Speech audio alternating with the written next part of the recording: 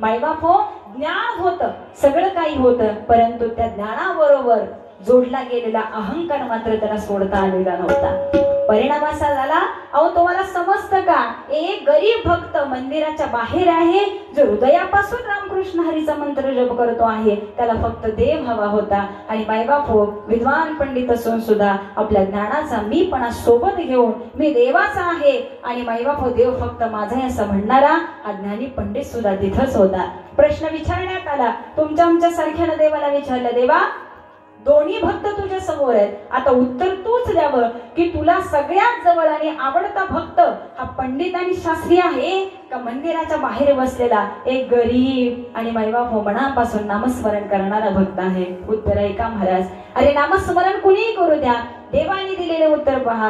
अरे तो वरून कोणत्या परिस्थितीमध्ये आहे याची आम्हाला आवश्यकता नाही, ते त्याचा प्रारब्ध असेल, परंतु तो बाहेर जरी असला तरी त्याचं सगळं चित्त मात्र नामस्मरणात आणि माझ्या चरणात शिरलेले. म्हणून मायबाप देवाने ज्याला स्वीकारलं तो उंबऱ्याच्या बाहेर असलेला भक्त होता. म्हणून तुम्हा मला एकच गोष्ट शिकायची आहे, भक्ती करतोय ना तर भक्तीचा अहंकार फक्त आपल्याकडे येऊ नये आणि प्रेमानं भक्ती व्हावी, जिव्हाळ्यानं भक्ती व्हावी.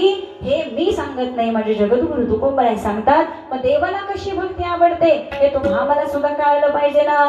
हेची थोर भक्ती आवडते देवा, हेची थोर भक्ती आवडते देवा, संकल्पावी माया संसाराची, संकल्पावी माया संसाराची,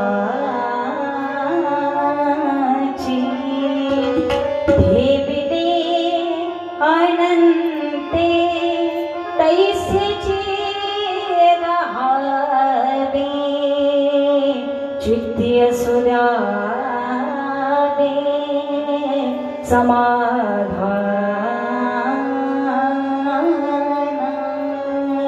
उत्तर मिळालं, देवाला भक्ती आवडते तशी भक्ती करा, हे तुम्हाला नक्की आपलंसं करेल. म्हणून पुन्हा पुन्हा सांगावं असं वाटतं, तुकोबरायाने उत्तर द्यावं, अहो आमच्या मनाला आता दुसरं अजून काही येत नाही का, कारण आता आम्हाला याच्यापेक्षा पांडित्य आणि शहाणपण अजून काय सांगावं. अशा भक्तीमध्ये रमलेली ही भक्त मंडळी होती महाराज, ही भक्त मंडळी होती. म्हणून पुन्हा पुन्हा सांगावं असं वाटतं की अशा भक्त मंडळींकडून आम्हाला एक आदर्श घ्यावा लागतो, जे माझ्या मीराबाईनं जगलं, जे माझ्या राधेनं जगलं. म्हणून